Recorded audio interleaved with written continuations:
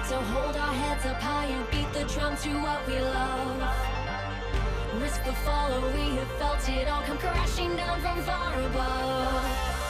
Stars are rising, countless worlds colliding, only one will take it all. Can we bring to fall the giants? Can we make the final call? We are the ones to ignite the darkened skies, the champions of the world that we defy. A solo ride of the few who rise up high, and we all fight at the last light.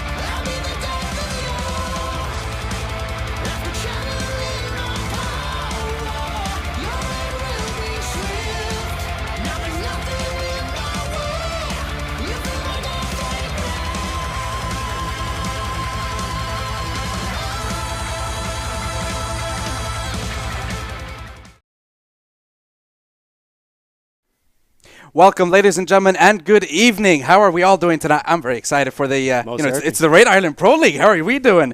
I mean, very first day of the Raid Ireland Pro League. We got a very good couple of weeks coming up. We got a very nice tournament style that we have for this tournament. Why don't you just break it down for us there, Rob? Yeah, it's going to be a round robin, despite what it says on your screens, which means that we're going to be playing 2 matches for the first 4 weeks, and then for the final week, we're just going to have the single match, which means we can play any tiebreakers that might creep up.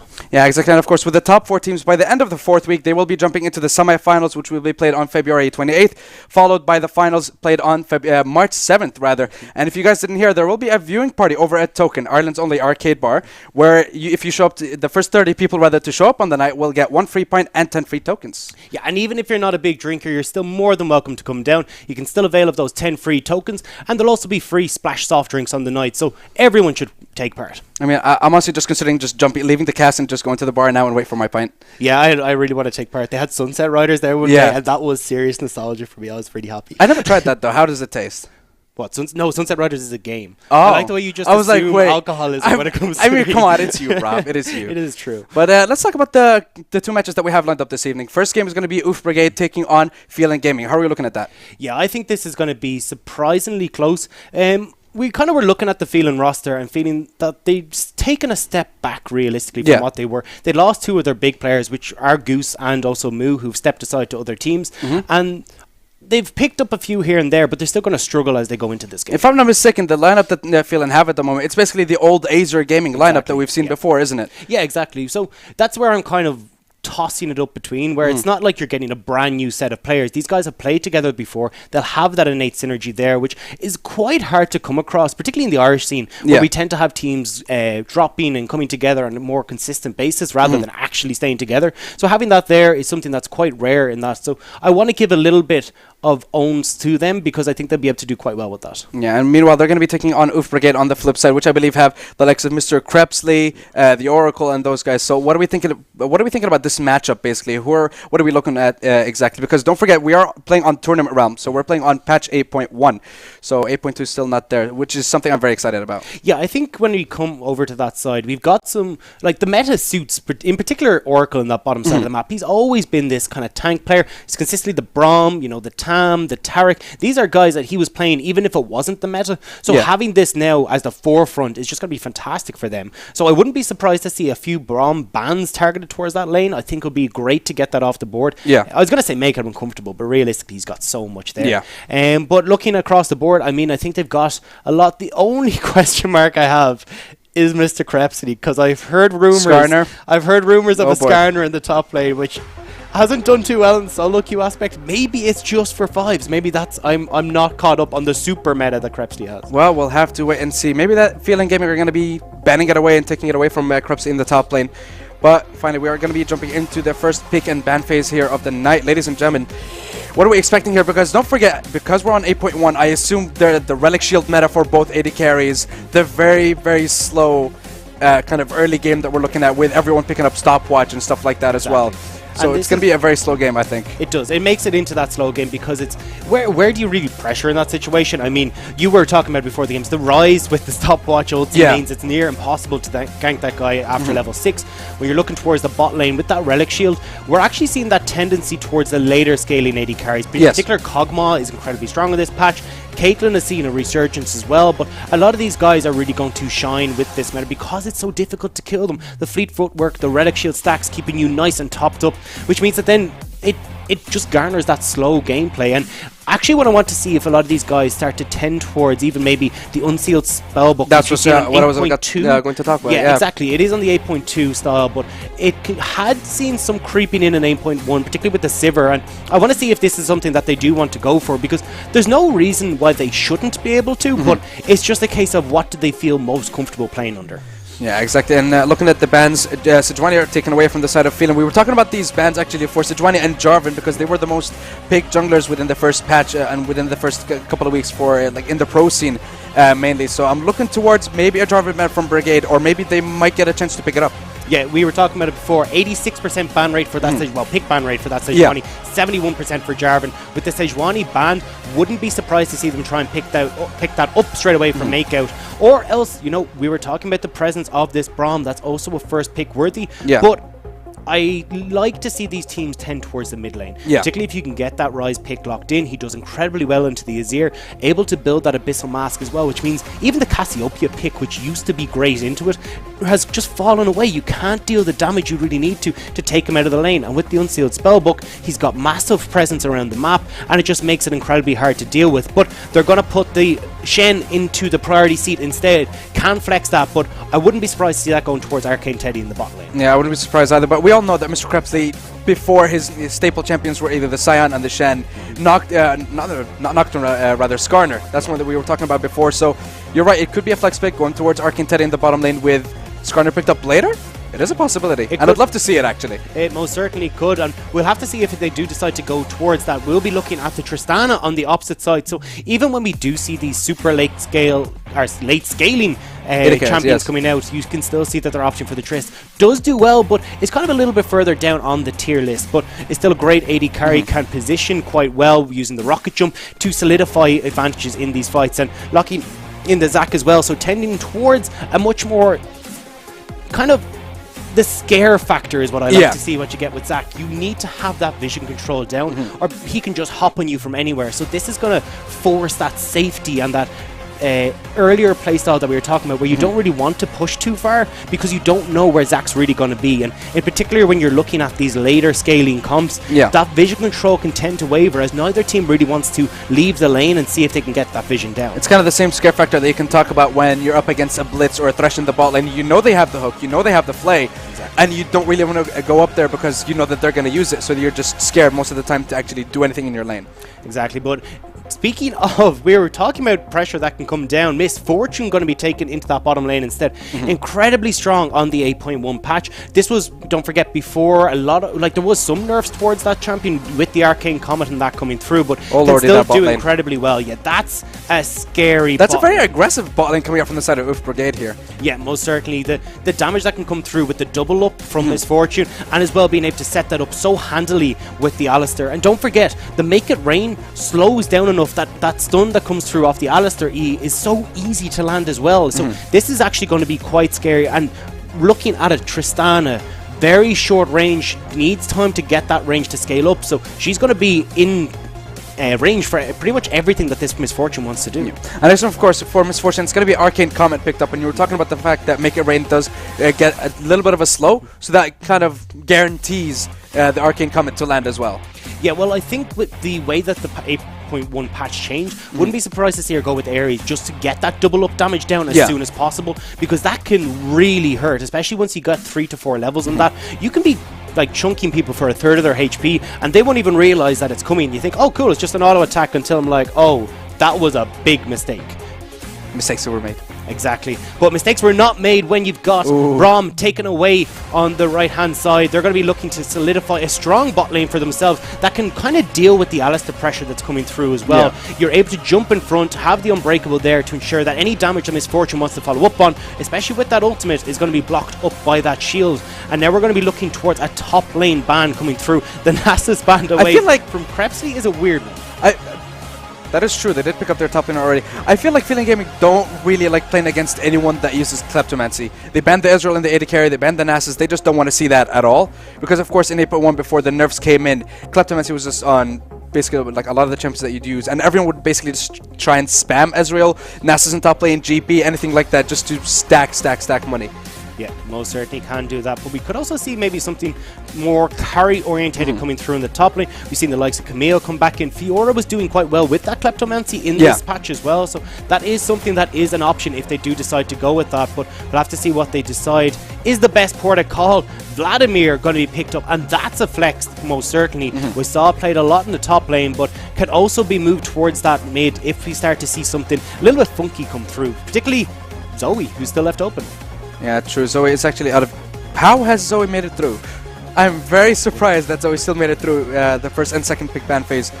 Oracle, meanwhile, just trying to hover Bard. I'm pretty sure that that's not the pick.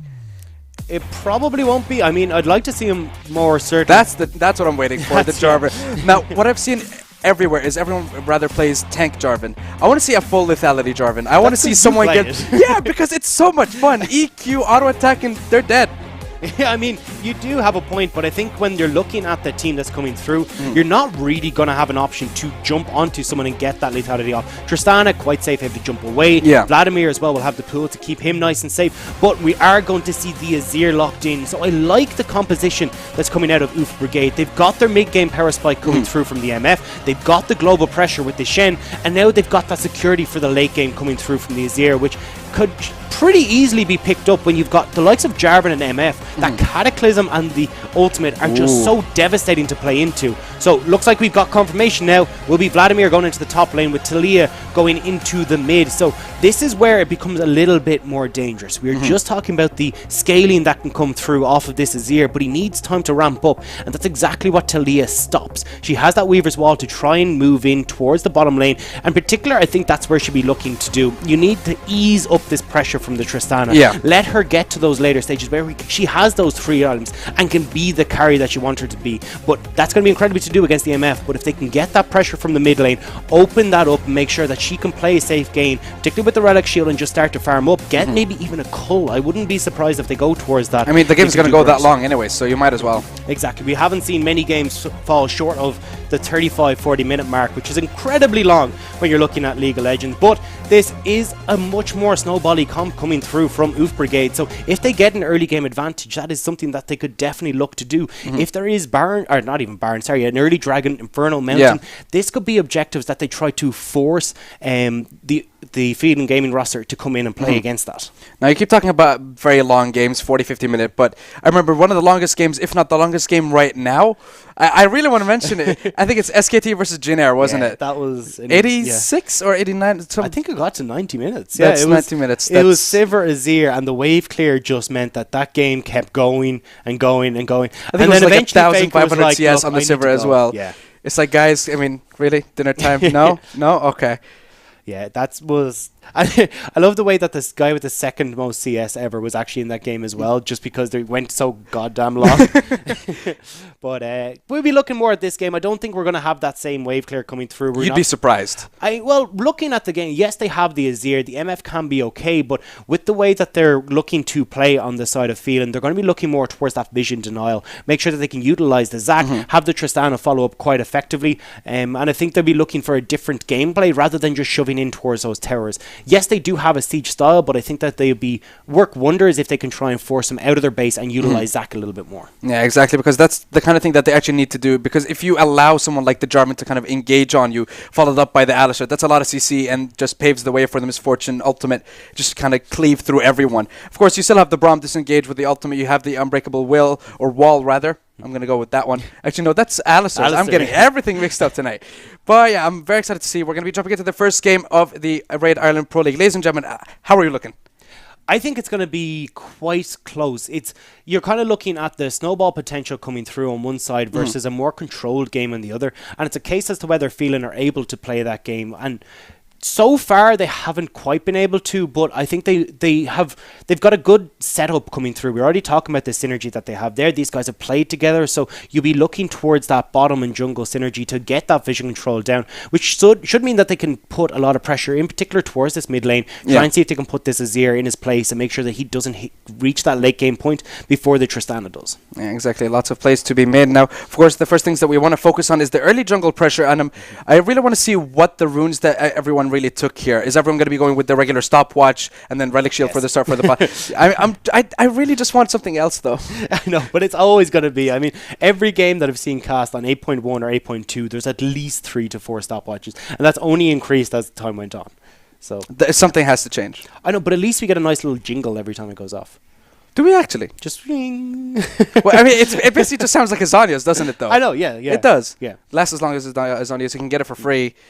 Why did they do this? I don't know, but I just want to know whose idea was it? It's like, hey, let's give a free, free Zhonya's at the beginning of the game. That'll make things go quicker. But you have to get to 6 minutes, so that makes it okay. True. I guess that's fair, but still, after 6 minutes, it's still kind of hard, depending on like if you're shoving your lane in, if you're getting pushed in. It's still situational, I'd say. Yeah, most certainly, but it's just it's hilarious to see the plays coming through where it's like, oh, okay, I get super low, I'm going to use this stopwatch, and then it's the next guy gets super low, so he uses the stopwatch, and just it's just a cycle, a never-ending cycle. Yeah. I think I've seen one of the videos that had like maybe a 4v4 in bot lane, and just one by one they all got to a situation where they had to use the stopwatch, and then they all had to run away. Yeah, it is. It's just fantastic. Well, fantastic from just the hilarity point of view. But I mean, not from so our point of good. view, Yeah. it's funny, but Yeah, from it's just frustration from the side of the players. Obviously, Yeah, and this is kind of lending itself towards that slow game you were talking about in the beginning, where you can't really make these dive plays because there's so much safety for these Yeah. guys. It's, oh great, well I've got the relic shield, so I'm relatively tanky. You can't really poke me out because of the fleet footwork as well. And then if you do decide to try and dive me and get that aggressive play down, stopwatch, I'm free. Yeah, it just slows down the game in its entirety, and it makes it as you're saying, push on towards those later stages, which can be a little bit boring in a sense for the spectator, but that's why we got the stopwatch, so then you can just see all the nice little pretty golden colours. pretty golden. It's just one color. Yeah. Gold's just one color. I know, but you get a little sheen off it. Does it actually? I remember old Zonies. It used to have like a small ring on top that kind of like spins as well. Oh, really? Yeah, I think it did. Like all Zonias did before. Before the change, or it doesn't really matter. I just remember whenever you used it, there was a small ring that would spin on top of your head. That's brilliant. But I don't know why I remember that. Yeah, I don't. We should I've been probably playing look for that a up. while, but we're into the Rift anyway for it now. Yes, ladies and gentlemen, finally we are on the Rift for the first game of the Raid Ireland Pro League Week 1, with Oof Brigade taking on Feeling Gaming. This is going to be the first game of the night. Let's see what is going to happen here. See if there's going to be any invades or anything like that. Everyone's just going to go set up their own line of scrimmage. Let's see, I think no shenanigans. I'm kind of not really surprised. Although there is a Braum on the side of Feeling, I would have expected maybe a little bit of a sneaky invasion towards topside or something like that, force a flash or anything, but looks like they're just going to be a little bit safe for now. Yeah, you don't really want to be pushing too far in. You're going to be running into an Alistair and an MF who, at these early stages of the game, can deal quite a bit of damage and be a nuisance in these early invades. But we'll have to see where Jarvan does decide to go. I can most certainly see him trying to help the bottom side of the map, because this is really where they're going to have the pressure. MF going to be able to push into Tristana in these early stages of the game, force her away from that wave too. So if you can try and get her snowballing, this is a lane that they can very much take over. We'll have to see if they will be able to play towards that, but it looks like Jarvan might actually be going to start on his red, so we'll have to look and see if they can get the counter gank off. On the other side of this, although it looks like Zac is going to be going towards his red buff, I was wondering if we're going to see Darkblatt with the Unsealed Spellbook take the smite first, which is what we've seen. We've seen that a lot, yeah, actually. Grieve. Forgot items. Oh, that's not the start you want. No, it most certainly is not, which means he's going to be having no help coming through from this, and particularly when you're a Zac, that clear is going to get slowed down immensely, and this is a big blunder, particularly when we're talking about the early game pressure that can be exerted coming through from Oof. If their Zac is not on the map for at least another, I mean, this is a good 2 minute behind that he's going to be, so this means it's 2 minutes on the map for Makeout to see if he can make something happen, but the real question is, what will he be able to garner? When you're looking up at the top side of the map, Vladimir, not really the great gank potential, but Talia will be shoving in that mid lane, will be trying to get that pressure down on the Azir in the early stage of the game, because Azir can't really do too well when he's shoved underneath his own tower, so it might be a spot that Jarvan could put some pressure down. Yeah, exactly, and I'm kind of looking towards the Misfortune in the bottom lane. Started off with a longsword and 3 pots, just wants to be very aggressive. Surprised that they didn't actually opt for the stopwatch in the bottom lane as well. You only you see the Alistair with it, but Misfortune doesn't seem to be that relaxed. Yeah, they just want to go all out on this aggression. MF can work pretty well with the domination as well, because you've got so much of that burst damage, but they'll have to see if they're able to make it work, because we can already see the double relic shield, fleet foot work for Gloob means that he won't be taking, well, he will be taking the damage, but he won't be feeling it for very long under these circumstances. Yeah, exactly. Fleet foot work, relic shield, lifesteal for, or rather just healing for days with the 3 pots. Meanwhile, Makeout going towards the top lane here, trying to see if he can actually just force the flash. Yes, he does. He actually forces the pool as well off of Darkblood, just even less and less HP to work with in that lane.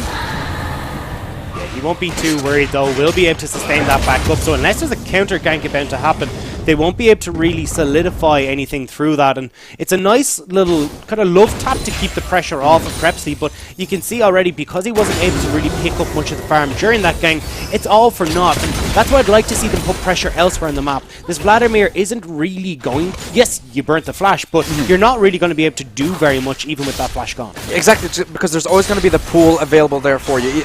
You're going to have to try and actually land the taunt from the Shen, but there's just too much for Darkblood to work with on that Vladimir. So you kind of want to work towards, as you said before, the Talia in the mid lane before she hits level 6, or maybe force a summoner or 2. Yeah, I do like, though, that Phelan have picked up the Scuttle Crab on the bottom side of the map. This means that Phelan can play a little bit safer. Gloob and Sliney will know that they don't have to worry too much about a Jarvan coming in or trying to sneak in behind them. They can just play it quite safe, and it means that they're able to farm up and get to the later stages of the game that we're talking about. They're doing quite well at the moment, because when we're looking at it, NF should really be taking over this lane, but she's actually behind in CS for the moment. She's behind in CS, but we saw a little, just a while ago that she had a little bit of poking on the Maker Rain, as you said, and did a decent bit of damage. I think a quarter HP. Look at that damage as well coming out from the Misfortune. I believe she also got the kill on the minion, so the damage was boosted a little bit. But this is what we mean. You've got 2 relic shields for that bottom side. They just procced one, nearly back up. That second one will be fine. And the fleet footwork proc in just a moment should help out as well, unless they want to eat more damage. Yeah, I think they're just going to eat it all day, every day. But again, don't forget, fleet footwork will be able to sustain them throughout the lane. Reeve falling a little bit behind. Actually, he's actually making up. He's even on CS, so he's not really behind on either farm or XP. Seems to be doing very well considering the fact that he didn't actually get a leash at the start of the game. Yeah, I like the way he's gone for the invade as well. Gets that early vision. And we were just talking the Scuttle Crab expiring. Now that they know that that's gone, look, straight away they've got vision control again for this bottom side, which allows Gloob and Sliney to play more aggressive and not just look towards eating all this damage coming through. They can now return it as well. And I'm looking towards Makeout in the jungle. Double longsword picked up on his first back. Is that the full lethality Jarvan I see? It could just be red. Or sorry, you go for the warrior enchant, even, and then move off towards something else. You know, why do you have to destroy my hopes, man? I mean, come on. All I'm here a man for, can dream, all man. I'm here for. Well, everyone's here for, really. But let's see what's going to happen. Belfast and Oracle. Belfast already out of mana in that bottom side of the map. Unsealed. We can actually see the runes picked up by everyone. Unsealed Spellbook for the Oracle on the Alistair. Grasping the Undying for Krebs in the top lane. And as you said, Unsealed Spellbook for Vladimir as well. Kind of surprised they didn't start off with the Smite. Yeah, I mean, it would have helped out well, it could have helped out if Reed had actually gone to the lane where he would had items, yeah.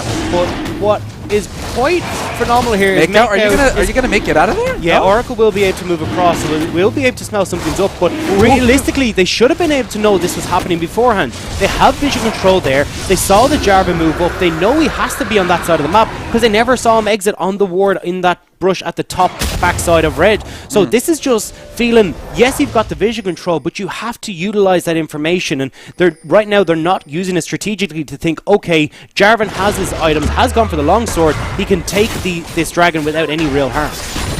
Exactly. Meanwhile, again, Reeve going to be invading that bottom side jungle, going for those raptors, sealing them away. Meanwhile, Makeout going to be going towards his bottom side, maybe going to secure his red buff because it's still available. I'm not sure what Reeve is going to be doing there. And as you said, he did start off with the Tracker's Knife, so he should be able to place a decent bit of vision, and that he will.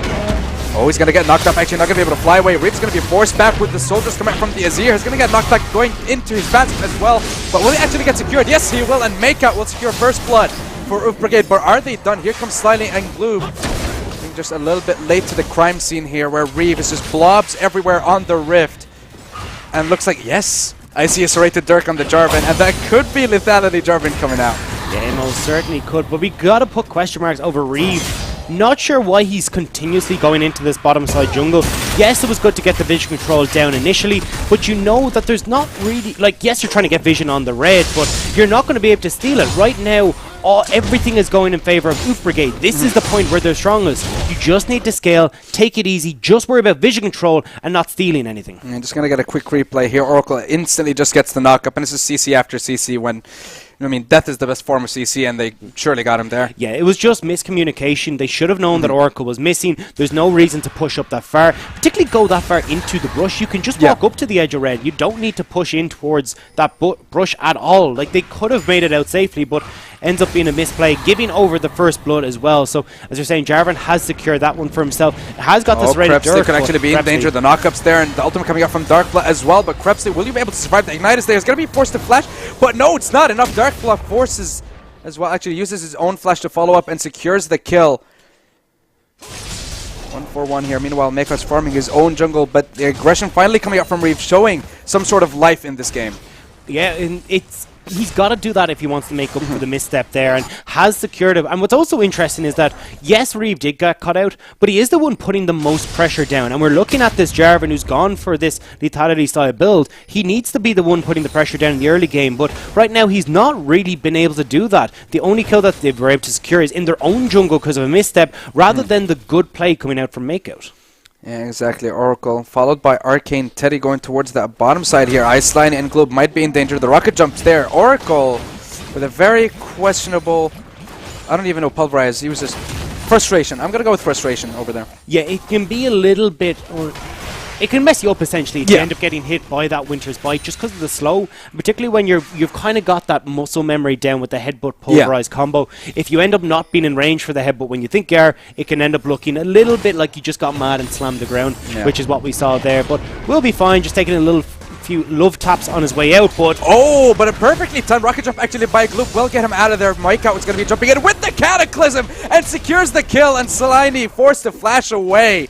And that's what I like to see from a Jarvan. Yeah, and that's the thing. The flash and the heal was still available on Gloob, but was not expecting Jarvan to cover that much ground in such a little time. He ends up giving over the kill in the bot lane. Will miss out on this CS as well, but MF does not want to stick around. But Makeout a little bit aggressive here. Seaprom going to be coming up and following up the team. Reeve's going to be forcing the flashing himself. Ultimate coming down from the Shen as well. Senyanata comes in, and here we go. The first of the stopwatch is already going to get used. He's going to force both of them over the wall. Reeve might be in danger here. It's actually going to get taken up by Makeout, and that's a 3 killing streak so far. Make it a double as well, picked up for Makeout, securing all kills for his team. Second stopwatch of the game. Oracle will survive with the heal. Arcane Teddy's still there. Will he be able to get him down? No, he won't, but he forces the flash as well. 2 more kills for Oof. Yeah, I'm not sure what's going through Phelan's head right now. They don't have the TP on the Vladimir into this Shen, who does great in those scenarios where it's like, great, I can just come down, I got the stand united, which is perfect, and they've also got the early game advantage because of the champions that they're playing. Phelan do not want to be fighting right now, but time and time again, they're getting caught out there, and just like that, Makeup's going to Sincere Prime. He's gonna, no chances whatsoever. And just Seaprom says no. Yeah, you're 4-1, but that's still a little bit ambitious when you're going into Taliyah. Is just able to put down that little bit, or even put down the unstable earth, and that's all that they really need. Yeah, because with the EQ, you kind of really just hurt yourself a little bit too much there. And you can already see Dark Blood, because of all the global pressure Krepsi has been trying to apply all over the Rift. We're going to get a quick replay here. Yeah, this is what I mean. Like, you're going to be looking at, okay, this looks like a great scenario, but Makeout is still going to be fine because of the ultimate coming through from the Shen. And Reeve brings them back over the wall, but they're already losing this fight. You want to just get out rather than trying to put yourself into a winning position. They end up giving across the 2 kills to the Jarvan, and then as well they're able to kill another one. But Krepsi has found Reeve, will be slowed up. I think, there was just 1-for-1. Meanwhile, there's another kill in the mid lane. Krebs is going to try and follow up on Reeve. I don't think the passive there. Sliney might be able to escape. The Cataclysm is there. The tower's actually helping Makeup, but will he actually be able to get any kills? No. I think everyone's going to try and escape. Oh, Makeup might be in trouble here. Might be able to get the kill onto Sliney. One more auto attack, but no, he's not going to get it. And that's going to be another kill secured for Seaprom here. Gloob going to be able to push the cow away. Meanwhile, if you look towards top lane, Reeve was able to make it out alive. But I think First Brick Gold did actually go in favor of Phelan.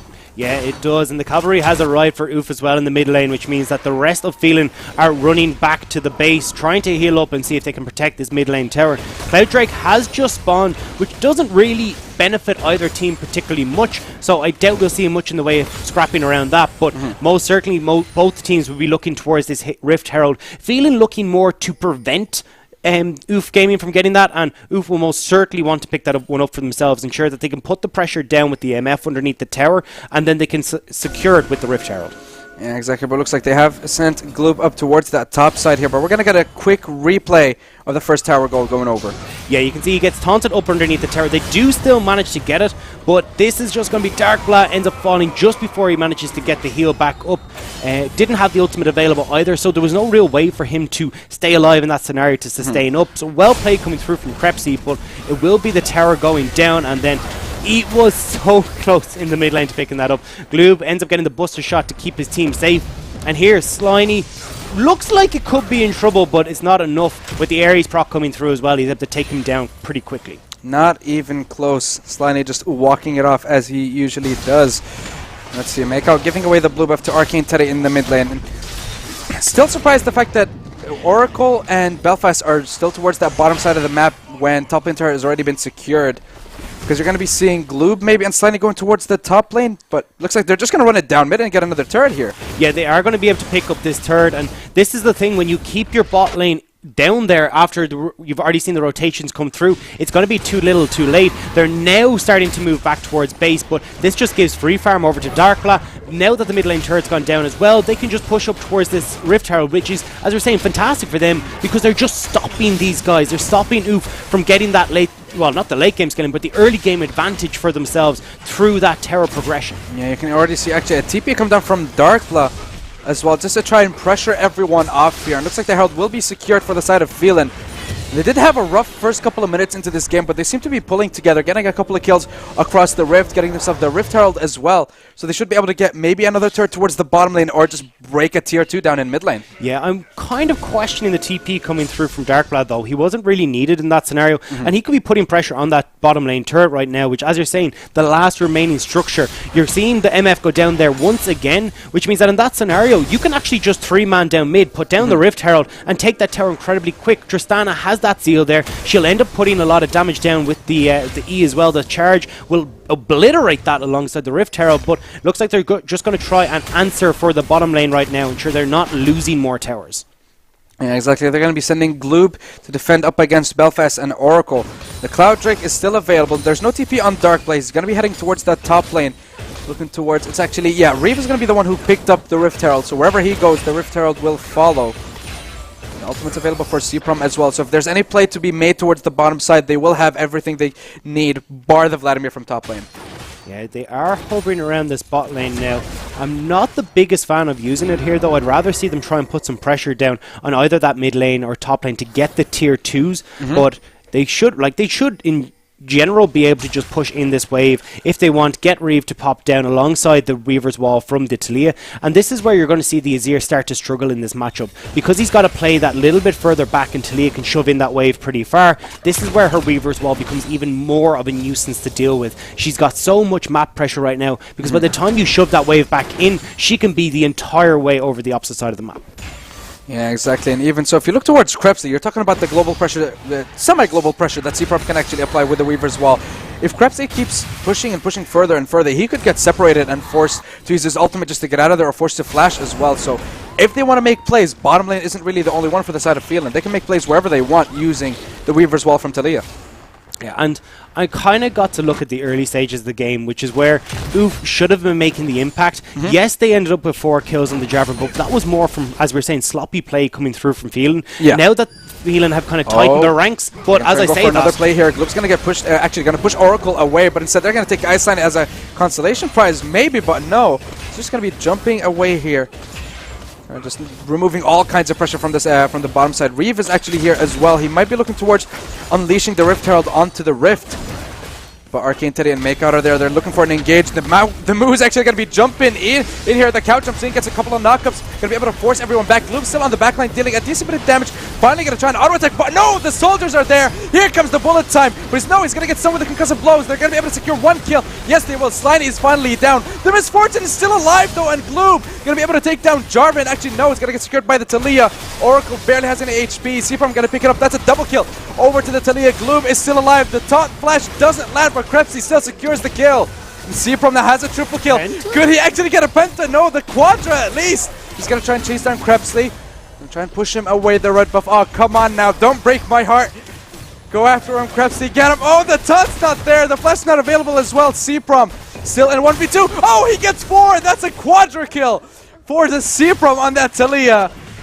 It's an unofficial quadra kill, but boy was that close. It was incredibly close, and don't forget, that was a 4v5. The entire time, Darkblatt is happy taking that tier 2 tower on top, secures that one, and because they end up winning the team fight as well, they're now going to get that bot lane turret. But this is where we see the key disengage from Sliny. That's where you really see the difference here, is that slowing up the rest of the engage coming through allows Gloob to escape onto the backline. Yes, he gets locked up by Arcane Teddy, but he's already got a stopwatch available, and CPROM able to roam down from the mid, and there's just so much AoE going on right now for CPROM.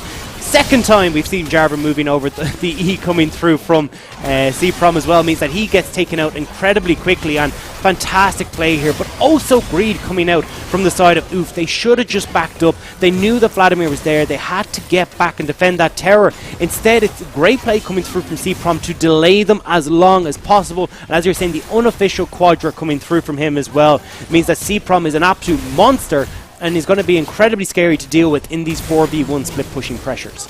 Yeah, exactly. And as you guys saw in your picture-in-picture here, the Rift Herald was unleashed in mid lane and managed to secure a tier 2. And of course, as you said, it was a 4v5, so Darkblood just took another tier 2 in the top lane.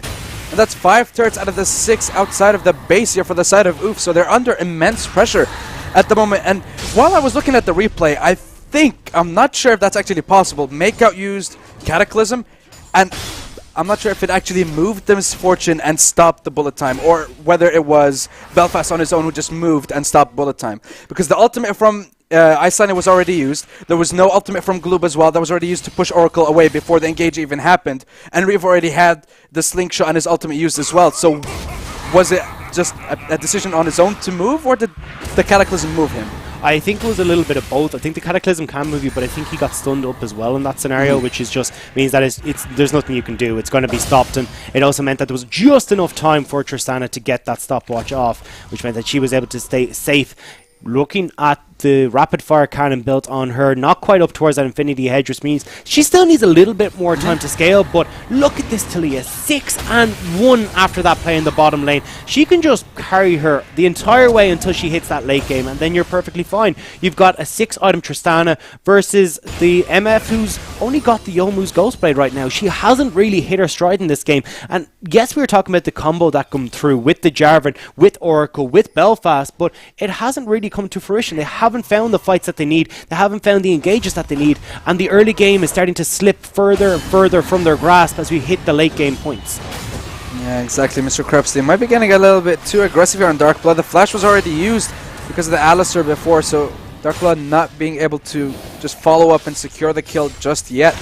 But again, pressure mounting up in the bottom lane, and which means Reeve has all the time in the world to take that Cloud Drake. Let's see if we can actually get a more let's say a spicier dragon after this one. That's what they'll definitely be hoping for, will be the mountain. But that's what they're hoping for, is that they now have the tempo. They've got the pressure on the map, which means at any point in time, they can just fall back to this objective. For the next 5 to 6 minutes, they're going to be the ones pushing in, especially towards this tier 2 tower in the bot lane. You can see Darkblood is already there. They'll be looking to pressure the mid lane as well. Wouldn't be surprised to see Taliyah actually go up into the top lane, put that pressure onto the inhib turret, and that means you've now got a big team pressure across the map that can go back towards this Mountain Drake when it spawns, or in fact, if CPROM does end up getting a lucky pick or a kill, you can go back towards that Baron. Yeah, I think they know Makeout's on the red buff. They're going to try and sneak their way there, but there's a control ward, so both teams are pretty much aware of what's going on. But the Smite's going to be able to secure the red buff for Makeout. And I guess this is where you kind of start to see the problem of full lethality Jarvan, where you kind of engage, you just get nuked, and then there's not much you can actually do. One of the biggest problems as well is because he has to play scared there, he's moving back up towards this mid lane. Actually, the knockoff's going to be coming in onto Darkblood. There's no flash available. The Ignite is there. He's only going to burn to death, and surely Oracle will be the one to secure that kill. Not the best place to recall him. No, it was just a lazy spot to recall. And the point that I wanted to make was, because Jarvan and the team had to retreat back up towards that mid lane, it gave them the pressure on the bottom side. But now that Darkblood has died because of that lazy recall, it means they've lost all that pressure. The tempo is now gone, which allows Oof to get this back in their favor. You can see Belfast pushing in these waves, trying to get onto that tier 1 turret in the bottom side of the map with Makeout here, which means they should be able to push these waves a little bit further forward, delaying again the pressure that was coming down. And this is exactly what Oof needed: a chance to reset and a chance to get themselves back on their feet. Yeah, and just not only that, Krebsy was trying to apply a little bit of pressure towards that top side. Granted, Gloob was there to answer and just stop him in his tracks. What that still means that they managed to secure their first own turret in the bottom side of the map here, and Oof have a little bit of a breathing room at the moment, a couple of minutes to work with, but feeling with this unrelenting pressure, going to go straight to Baron. Arcane Dead is actually going to get a lot of damage onto him. The soldiers are going to be coming down as well as the wall. CPROM, will he be able to actually win the 1v1? Stan United comes in from the shun, but here comes Raven. He actually secures the kill. Krebsy a little bit too late to the party. He's going to be able to use the Blast Cone to get the hell out of dodge, but what does this mean? Does that mean that they actually secure the Baron with this fight? No, because Makeout's still alive, but he's not in a position. Oracle going to be pushed away. Icelani trying to follow and just push everyone back. See if they can actually hold the line here. Oof got lucky that all they lost was Arcane Teddy in that situation. Braum. Jarvan needed to go down to the bottom lane with Oracle and Belfast to secure that tower as quickly as possible to avoid feeling going for that exact play. You need to know that when Darkblast off the map, that's where we can try and secure that tower as quickly as possible. But Belfast might be in trouble. There's no flash, there's no heal, there's nothing to save him anymore. And it looks like Cprom will be able to be the person to secure the kill. Krebsy gonna try and run away, but there's a Weaver's Wall in front of you. Meika actually jumps into the fray, gets a kill, gets blown apart, and will get taken down. Reeve securing that second kill of the fight. Meanwhile, Iceland putting up his wall, just putting everyone back. Double knockup coming in from the Alistar. Meanwhile, Darkblood finally joins the fight for the first time in a while. He's going to be jumping in, but everyone just getting torn apart by these soldiers from Arcane Teddy. Darkblood will not be able to survive as well. He's going to get secured, but not before taking down the bird himself. And Oracle will be again the person to secure the kill onto Darkblood. That is a 4-for-3 trade between Phelan and Oof. I think, yeah, it was Oof that secured the 4 kills. Yeah, this is what I want. So in this situation, it's great to get Belfast, but Azir needs to be the prime target in these situations. So yes, they get the pick off, but by the time they've utilized everything in this scenario, look how far forward Gloob is. Ends up getting caught up in the Cataclysm. It means that he can't go anywhere because he's already used that jump aggressively, which means Arcane Teddy is free to hit him the entire time. Good engage follow up by Oracle, which means that look at the back line. There's nothing that's left for them there, and great play coming through just to solidify 2 kills. I love how Tiny Reeve is running away there. But Darkblad is able to take down the kill, but not before Teddy's done the work. Yeah, and not only that, I think one of the main problems that Phelan had was, yes, the Weaver's Wall stopped everyone from engaging, but it slowed down Darkblood so much from being actually in that fight in the early stages. And they just managed to lose so many members at the back of that fight, and it didn't work out as well as they wanted to for them. Most certainly did not, and now we're going to be looking at kind of a reset around the map again. Going to be the blue buff going across to Arcane Teddy, and this is it. The Arcane Teddy has hit 2 items. He's got the Nash's Tooth, has that Rylaze, which makes it obnoxious to try and run through, particularly when you're looking at Reeve on this front line. Yes, he's got that great engage coming through, but he's got a lot to try and battle his way through. He's going to have the the Emperor's Divide coming through. He's going to have the Makeout as well, looking to try and knock him up, and he's got the Oracle there, just going to headbutt him straight out. So he's got his work cut out for him with these engages, which is why I'd like to see the vision control being garnered for these guys. Right now, they have very few wards on the map. It means that they can't really try to make these picks, which will make the team fight so much easier for them, but they're just being forced away from the mid lane right now. Darkblad is going to return to his home in the bot lane to see if he can shove in towards that last remaining tier 2 tower. Will be able to shove in quite effectively against Krebsy, as Krebsy won't be able to do too much with the sustain, which is why we're seeing the rest of Oof make their way down to try and help out, but Phelan are answering that call. Yeah, exactly. Everyone seems to be pressing towards the bottom side of the map here. Weaver's Wall just going to try and separate everyone to deny minions, I guess at that point, to try and see if they can secure the turret. But he separated his own team as well, which means they can't now join the fight. Cprom, that is not how you I'm not too use sure the what Weaver's he was Wall. planning there, no. There's no minions, you don't have your tank there, which means he can't threaten the dive as well. Missed timing coming through from Cprom, getting a little bit too hypey in this situation. Now it's going to be multiple members of Oof down here to defend this tower, which they can't really do, they can't really push on as Phelan Gaming, because there's just too much wave clear. Cprom, what was the thought process? I think he just wanted to press R. I do like pressing R. It is very, like when you're playing champions. Like I mean, it's fun when you're playing like Syndra or Malzahar. It's like one is die, one is just stop moving. This one's just wall. Yeah, but looks like we're going to be moving on towards this Mountain Drake. It has been started up by Phelan Gaming, but they need to be careful of this engage. But will Makeout actually go for the seal? Will he secure it? Oh, yes, he does! But no, he doesn't EQ yet, or EQ out. Oh, no. I'm kind of surprised he flashed in. That was the play. That was what you needed, and then he just misses it. Jungler now down, which means they can go towards this Baron. They haven't got Makeout to get that key Cataclysm. He's the engage. Oh, but it doesn't matter. They're going to be engaging again, and Arcane Teddy just gets blown to shreds, and Oracle might be the one coming up next here.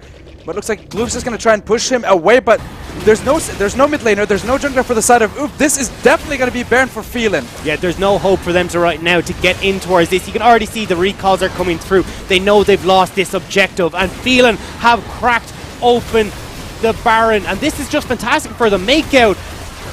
I've seen too many junglers mess this up for my liking. This is That is an easy combo to pull off, and there's no reason you should be missing. No. I'm gonna fight you on that one. For some reason. Sorry, for good players, that's an easy combo Okay, so for you them went to there. pull off. I don't like you anymore.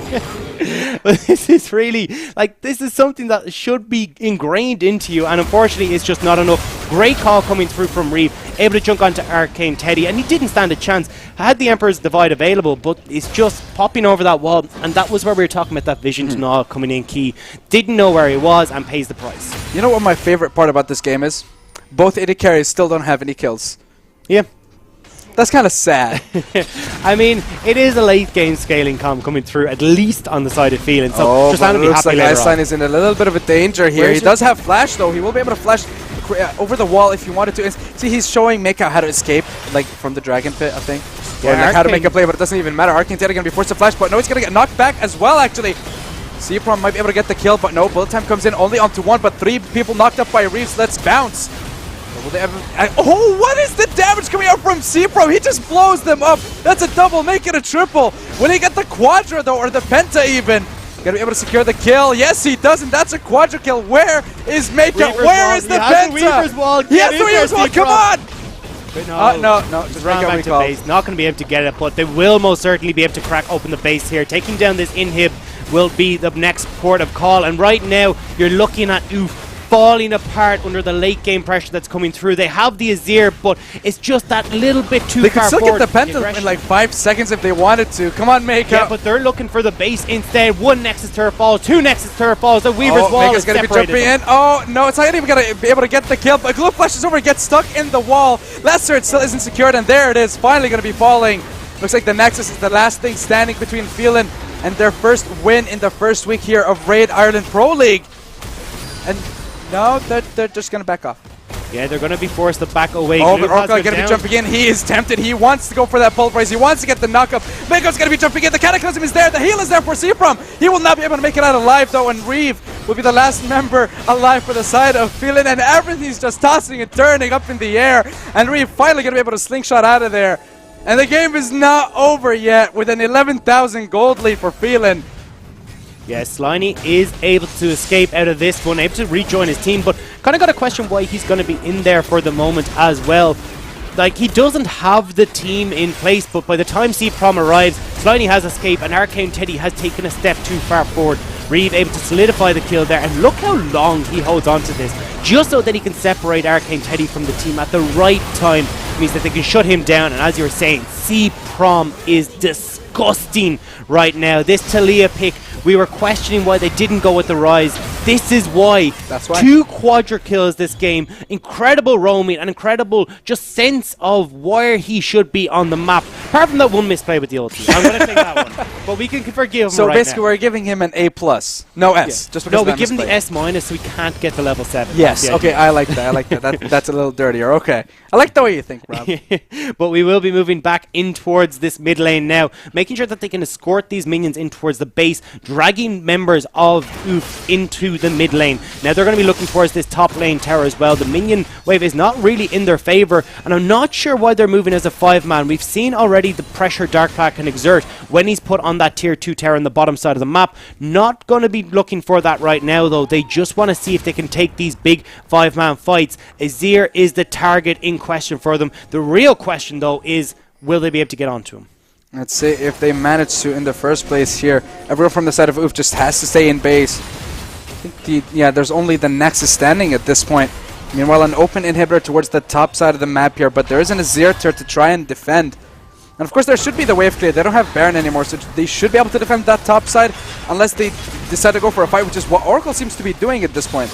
Yeah, it is looking for the engage, but the carries of Phelan are way too far away at this point. He won't be able to get in. Instead, he's just losing his health bit by bit, and this is where you see Alistair start to struggle, is in these extended sieges where he can start to get poked, not really able to utilize the ultimate. Doesn't have Ghost or Flash available as well, which means that it's just Oracle getting that bit ambitious, wants to be the one, wants to be the playmaker to bring his team back into it, but instead, he's actually costing them a little in this siege scenario. Moving back in from the base, but Vladimir is on the Meko's going to be turret. jumping in. He's going to go in with the Cataclysm, forces everyone into the pit, into the abyss, but no, Gloop takes him down. Cprom is down. Arcane Teddy takes him out. but the carrier from the side of Oof is out as well. And finally, Darkblade is going to be unleashed on the Rift. Gloob just manages to barely escape at this point. Oracle and Krebsley, the last 2 members surviving from the side of Oof. And looks like finally, meanwhile, Gloobs is going to go on the Nexus. He wants to end the game. He wants to end the misery of Oof. And finally, we'll be able to get the first win on the board. Ladies and gentlemen, Phelan get the first point. Yeah, and that was fantastically well played from them. We were looking at that slow early game, getting a bit worried, to be frank. They were playing that over-aggression, but ended up tapering it back and able to solidify themselves in the later stages of the game. And once that happened, we could see the engaged potential coming through from the Zac. Meant that every single time Arcane Teddy was getting locked up, and that was it. And I mean, this is exactly what we talked about at the beginning. Maybe a good early game coming out from this side of might give them a little bit of an edge, and that's exactly what happened. But they weren't able to snowball off of it. They started making their own mistakes and just gave Phelan so much breathing room rather to work with, and just snowballed out of control. And I am going to give you a little bit of stick here. No. I have to give the Jarvan the fault. He ended up picking up a lot of the kills, went for the lethality, which meant that he couldn't be the tank that they needed when he got those great engages off. Instead, if they'd managed to get those kills onto the MF, she could have snowballed the early game, which could have given the Azir time to scale as well. When they got into those fights in the late game, it was only the Azir who was the threat, which meant that by the time they got there, that was just the target. They didn't need to worry about anyone else because they'd win the fight then. True. I mean, you did say only good players know how to play Jarvan, so I'm just gonna throw that out there. Neither of us are good players at that point, but what a hell of a game from the side of Phelan. And ladies and gentlemen, we're just gonna take a short break before we jump into the second game of the evening, which I believe will be Ferocity taking on Sentinel. So don't go anywhere. We'll be right back.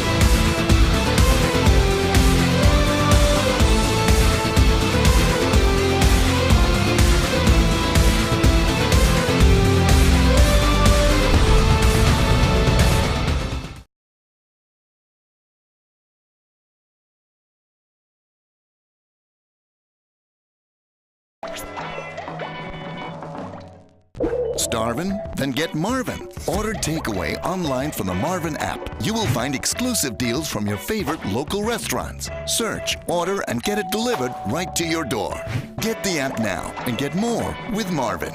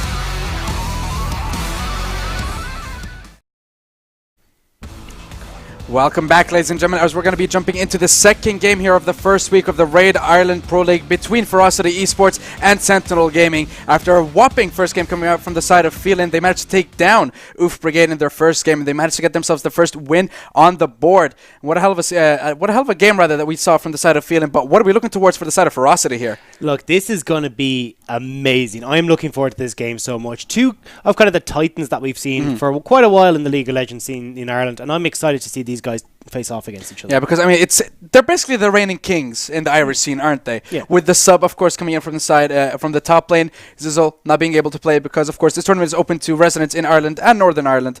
So they managed to secure the Moo. Took him away and put him in the top lane. I think they used that same lineup before in a tournament before in QCon, if I'm not mistaken, as well. Yeah. So they have played together. They do have that synergy. It's still there, so they might be able to still keep up that performance that they've had in the recent months. And Moo is quite a strong top laner as well, so he should be able to nicely fill the shoes of Zizzle as well, so they probably won't be missing out too much on that top side, and the rest of the team should be doing well. But they're going to be going up against Stark as well, which is their old mid laner, which is going to be really interesting. But he's playing in top lane, if I'm not mistaken. Now. Yes. Yeah, exactly. So it's going to be a mix up for them. We'll have to see how Stark makes his debut in that top lane. Well, not the debut now, but the debut for us anyway. Yes. I mean, it's kind of his debut in top lane for the first tournament that he's going to be playing in. I mean, when was the last time he even actually played in the Irish scene? Yeah, it's been quite a while. I think QCon was actually the last time that we saw him. It's been a long time since he's made a showing. But I'm very excited to see him back on the Rift because, I mean, I still won't forget the day. I think it was G Series 9 on that Varus.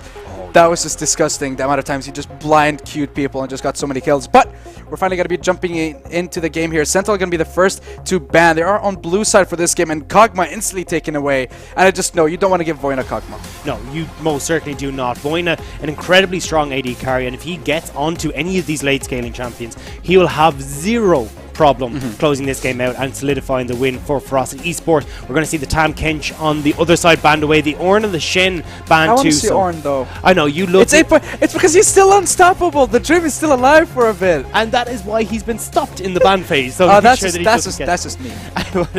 We will be looking to see what the final two bans coming through are.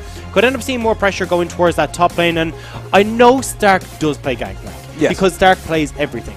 So it means that chances are we could actually see that banned away in the top, incredibly strong top laner, and you end up banning away something like the Gnar as well in that second rotation. It means that then you can pick up such a nice late game scaling carry even for yourself in the hands of Stark, which is a tremendous buff for any team. Yeah, exactly. And still, the Sejuani is definitely going to get banned away here. So one of the top tier junglers available at the moment.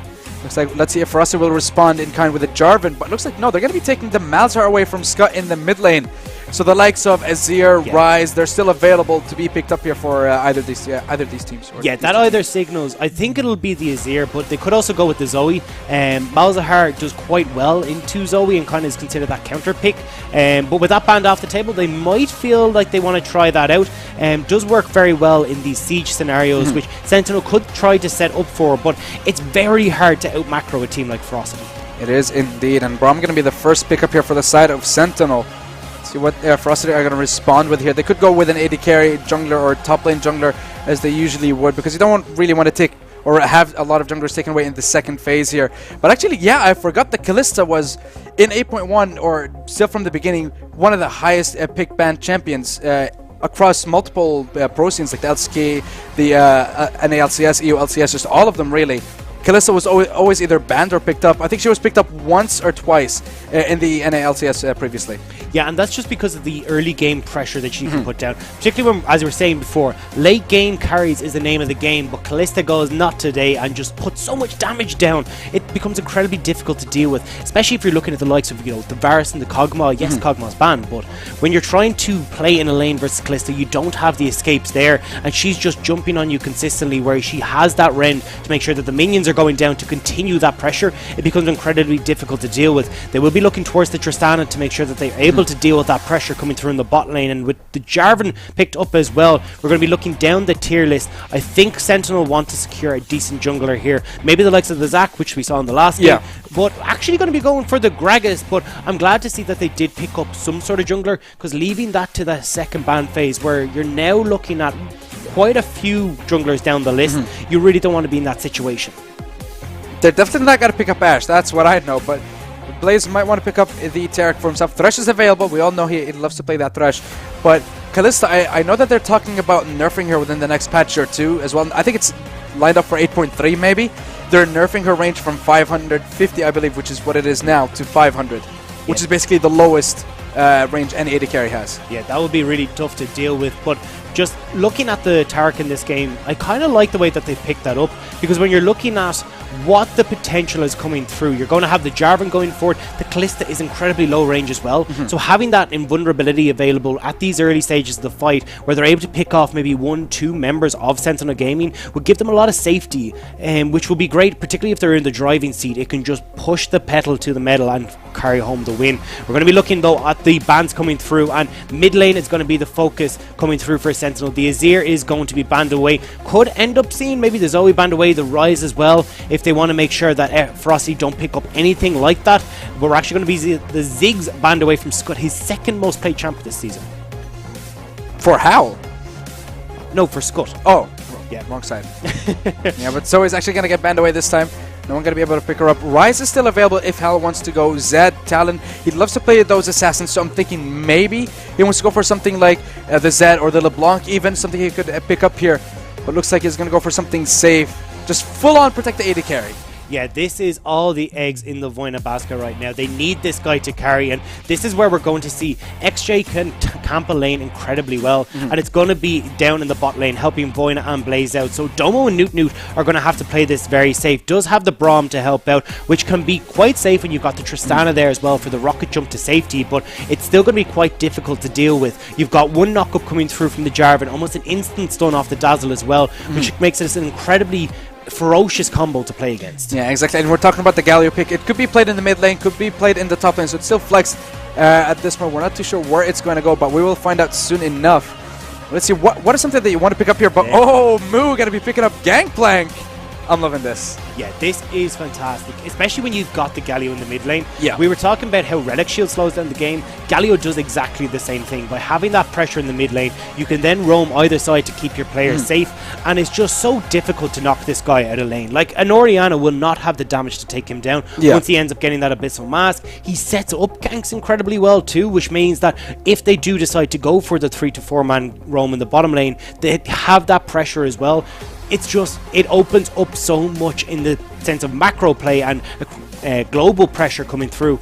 As well with the Gangplank, you can get the slows, then have the Galio come through. Love this composition from Ferocity. Yeah, and I love the fact that, of course, Moo going to be going up against Stark in the top lane. Gangplank versus the Maokai. Of course, Maokai can easily try and get on the Gangplank, but there's always the, you just, eat a fruit, keeps a tree away, apparently. That works somehow. And you just constantly be able to farm up, because no matter how aggressive you can try and be on the Maokai, you're not going to be able to take down the Gangplank that easily. No. So it's kind of a free lane for the Gangplank to just constantly get a farm up, get those Silver Serpent tokens, and just keep getting the Kleptomancy as well. So it's just going to be farming up so easily in that top lane. Yeah, and that's why they held on with that top lane last pick. This was obviously something that they've been planning, which was why they held on, or they picked up that Galio as well. Yeah. And once you see that come through, you got to know on Stark's side that you're in trouble, because either it's you're calling the bluff. Yeah. It's okay, you take the Gangplank and we're going to pick Camille into you and we're just going to terrorize that lane. There's very little that you can do in that scenario. Or else you leave the Gangplank open and we get the free procs, as you were saying, we get the free lane again to something like the Maokai or these big tanks. So that was a great mind game coming through from Ferocity, and I think most certainly they've played that pick and ban phase incredibly well. Yeah, they really did. They got everything they could possibly want, because Voina on an AD carry that he knows and loves, the Kalista, this is going to be deadly in the later stages of the game. Yes, granted, on the side of Sentinel, they managed to pick something up. They have the Braum as well to work in the bottom side of the map, but again, there's just too much global pressure that's going to be coming out from the side of Ferocity. You got the Cannon Barrage from the Gangplank, you got the ulti coming in from the Galio. It's just so much to work with. And again, until we find out what the runes are, it could be an unsealed spellbook Galio in the mid lane. He could get TP at one point as well, and that's just going to be an insane amount of pressure everywhere on the map. Yeah, it's going to be incredibly hard to deal with, but we do have to look at the team fighting pressure that can come down from the side of Sentinel as as well. Like, Maokai can lock up this Kalista incredibly well. You can also see the likes of Gragas coming in with that CC too. So the biggest problem that Kalista has is the point and click CC. Yeah. Because she's incredibly short range, it can be a big problem for these guys. And look at everything that can follow through if she gets locked up. Stark will be able to hold that. Scut can come in with the Orianna ultimate. Domo can come down as well. And don't forget, Nunu can block a lot of the damage that Voina wants to put out. Yes, he'll have the Runaan's Hurricane, but that's going to be blocked up by the Braum Unbreakable, so they still do need to be careful. I think they're going to be looking more towards this 1-3-1 style. Make sure that the Mu is comfortable on the gangplank. If he gets ahead of Stark, there's very little that the Maokai can do in that situation, and have Hell be that split push pressure in the bot lane, because you don't have anyone to answer coming through. Scud can't deal with Hell split push pressure because he's got no TP. He doesn't have that global pressure that the Galio provides. Yeah, exactly. Meanwhile, Stark just going to be fiddling about in the river here, waiting until the minions actually spawn.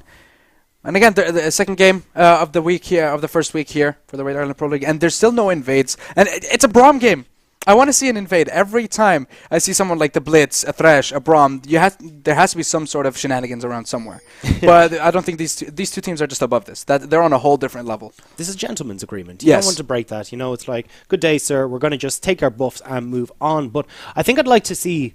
Look, I talked about in the last game, Gulag starting on this blue side. This is where you know that the pressure is going to be coming from XJ onto that bottom side of the map. You just want to get down there, secure the early Scuttle Crab, ensure that your lane can play safe, and make sure that they don't have that safety for Voina and Blaze. If they're left with question marks, it holds off on all the pressure that they can put down and ensures that the Domo can get to that late game point. He's going to struggle in the early stages, so just give him that cushion, give him that little bit of pressure to allow him to get there. Yeah, exactly. And of course, both junglers starting on the bottom side of the map here, so we might be looking towards a little bit of action towards the top side. And I believe everyone bar the support from the side of Ferocity has a stopwatch. So League of Hourglass is is on point this game. You know, 3 members from the side of Sentinel. The support and the top laner do not have stopwatch. But hopefully soon enough we'll find out exactly what runes they went with, because it kind of just gives us a little bit more information about what they kind of plan to do in the early stages of the game. Yeah, I can pretty much tell you right now, it's Kleptomancy in the top Wait, lane. I mean, there's obvious ones. I mean, It's going to be the Overgrowth. The Unsealed Spellbook will be on Howl in the mid lane. He wants to have that TP available for the later stages of the game. Going to be Voina probably coming through with the Fleet Footwork and the Relic Shield, which is just kind of the standard at the moment. And Overgrowth, possibly Guardian as well. Sorry, Overgrowth. What am I saying? Aftershock even on Blaze. I thought you were just naming, like, everything. Aftershaves at this point. Well, we will have Blaze more than likely. I was going to say Guardian, but in this situation, I kind of like the Aftershock, simply because it's going to be incredibly hard for you to stay close to Voina to give him that Guardian Shield, and there's so much protection already coming down from Hell, so could end up going for something different there, and pretty much standard across the board. But Scott is in quite a bit of trouble. That is not what you want to see coming out into the Galio, where he's already forced your flash. We're talking about the pressure that he's going to get because he has the TP more than likely coming out as well after that first back. You're going to end up picking up that extra mana, and next thing you know, Scud is going to have trouble CSing in this lane and keeping control and making sure that Hell doesn't have their own potential. Yeah, exactly. And before, I mean, you said that the rune coming out from for Voina on the Kalista, it wasn't pressed the Fleet Footwork, yes, but I've seen a couple of people play with Lethal Tempo. What do you think of that one? It's not. It's kind of a toss-up, to be honest. But like, actually, it might be in danger here. Try to go aggressive onto the move, but no, he's going to get knocked up while he had the body slam. It doesn't actually need to flash away, but the flash start coming up from Hell onto Scud. They know he doesn't have a summoner. He doesn't have the flash. He's going to get knocked up. He's going to get slow, but will the Winds of War secure the kill? No, they won't. The shield's coming down as well. One more auto-attack attitude, but no! Gulag comes in. He gets the first blood onto Hell. CC train all the way under the turret, and Galio is the first to fall. Yeah, that was an overextension coming through from Ferocity. They weren't quite able to secure the kill, and this is where we're talking about they want to wait till that level 6 point to make the plays. Instead, they think they've got the advantage, but it's Gulag who comes up and makes the big play. Yeah, and finally secures the first kill here onto Hell. They thought that Scud didn't have anything. They thought that they might be able to secure the kill, but we're going to get a quick replay here. This is just super unfortunate. They thought they'd have the damage to take it down, and Hell ends up being the one that pays for it because he just takes that step too far forward, ends up tanking the tower, and with the CC that comes down, he doesn't have the tanky items that he needs, only the Ruby Crystal to try and keep him safe, which means that he's going to be perfectly fine to keep moving on in this. Yeah, exactly, and just that pressure that Ferocity thought that they might be able to apply towards that mid lane, all kind of just evaporated really at this point. Meanwhile, Blaze can be only a little aggressive here towards the bottom side. And actually, looking at the Kalista here, the rune seems to be lethal tempo.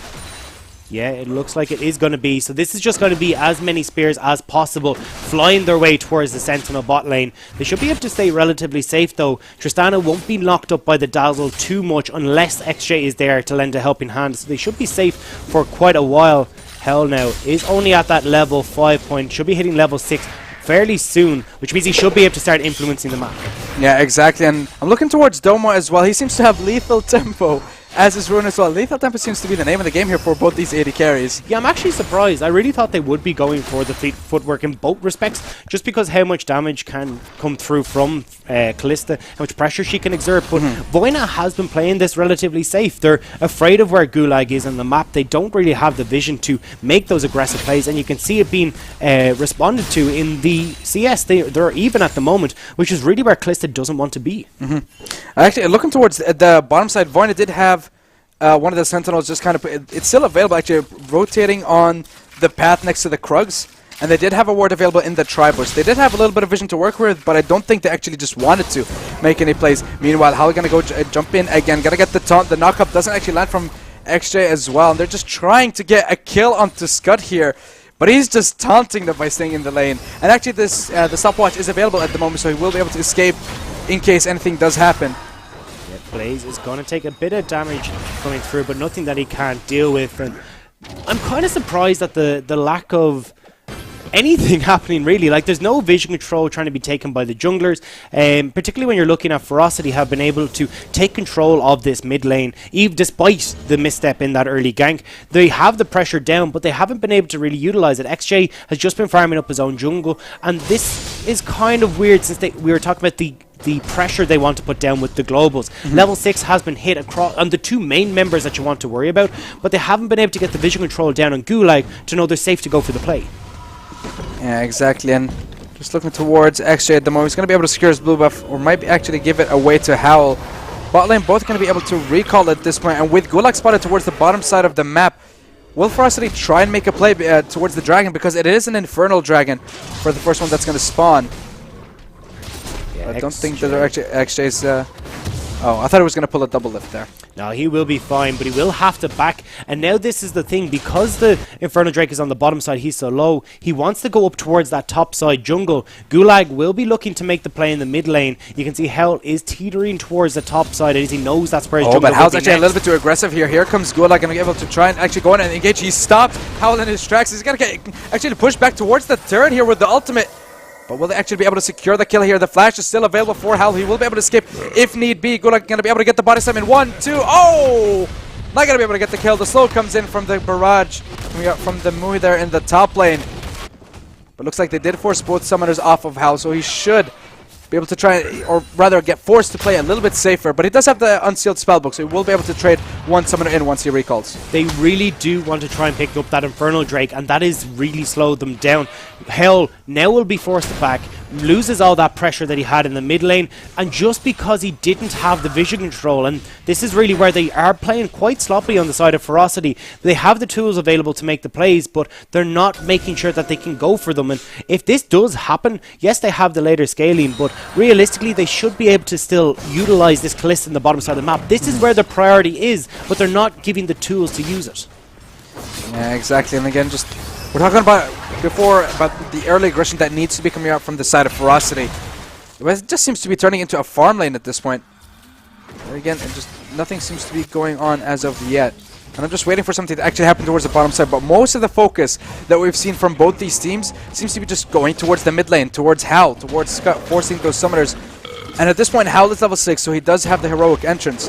Meanwhile, XJ blooming. He does see that the blue buff is available. Meanwhile, Hal warding a little bit deep into the enemy jungle here towards the bottom side. We'll be able to place a ward onto the red buff. But I think there's a control ward in the pit for the side of Sentinel, so vision is actually denied there. Yeah, that is a nicely placed ward, and it means that you can see Sentinel is actually considering what are the plays Ferocity want to make. If they can spot out where Gulag is on the map, then they're free to make the aggressive plays. And right now there's no pressure for Gulag to clear out that ward, because it's another dark spot for them. They have no information. If he tries to clear it, then they're going to have something that they can work with. I think there might be a problem with Domo. I don't think he actually has lethal tempo. I think he actually does have fleet footwork.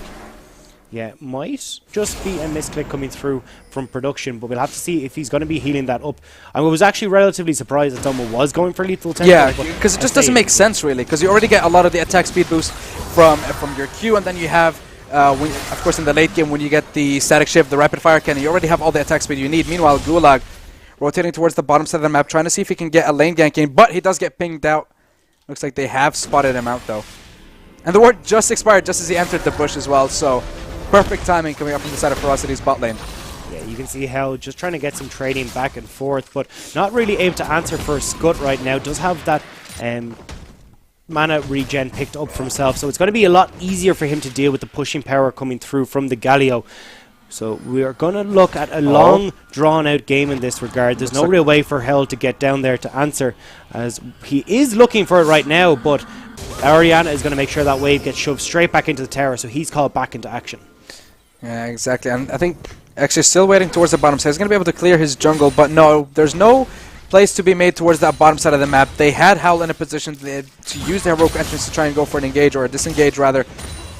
Options were there. Gulag and XJ still just roaming around the rift here. And I guess last game we saw the Jarvan, we saw him go full lethality, it didn't work out. This time we get to see tank Jarvan.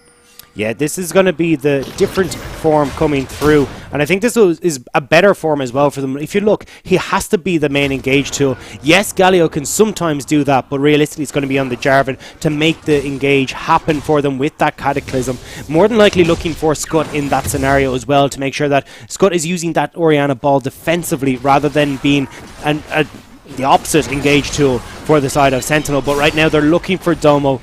We'll be able to rocket jump away, but that's what's going to happen again and again. The Dazzle, never really a problem for the Tristana.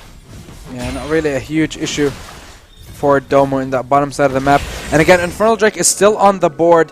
I think the main focus for the side of Ferocity and Sentinel here is they're both trying to make plays towards the bottom side of the map within the last few minutes because they want to make a play for the Dragon.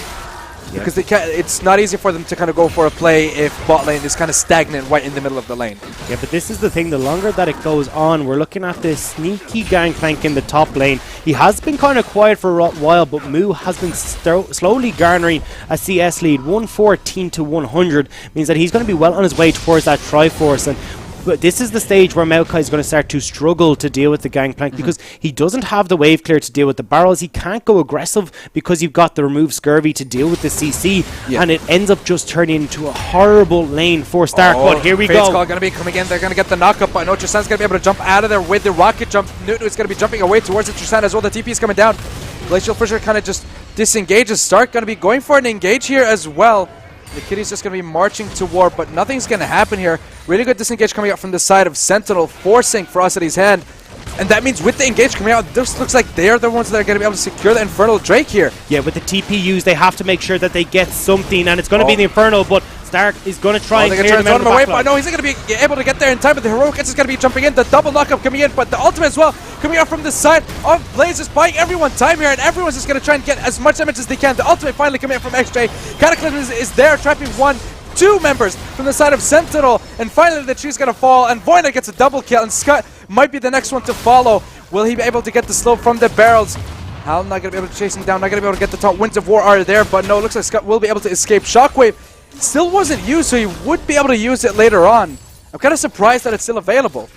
Yeah, he was too late to the fight, but a 2-for-1 and the Infernal Drake going over towards Sentinel is actually going to help them out quite a bit. Look at the damage and the burst potential that can come through from this team. With Scud in particular, the Orianna ult will help massively from that Infernal Drake, but you can see here the TP is too far away from the Gangplank. He's late to the party, and yes, you can see that the Galio wants to make this happen. That TP needed to be about 3 to 4 seconds earlier. Once they sniffed that something was going on around the Dragon, you've already seen it used, and it ends up being XJ, who has no tanky stats at the moment, trying to get in and beat the disruption. He ends up falling, but they do end up picking up a double kill onto Voina. That is the worst person that Sentinel could end up could see those kills going over to, because Voina will have that boar completed, now has the Berserker's Greaves as well, which means that it'll be a lot more difficult for them in the future to try and take on these team fights. Yeah, exactly. I was kind of watching over the replay and looking towards the ultimate timer from Scud, and it just seemed to always be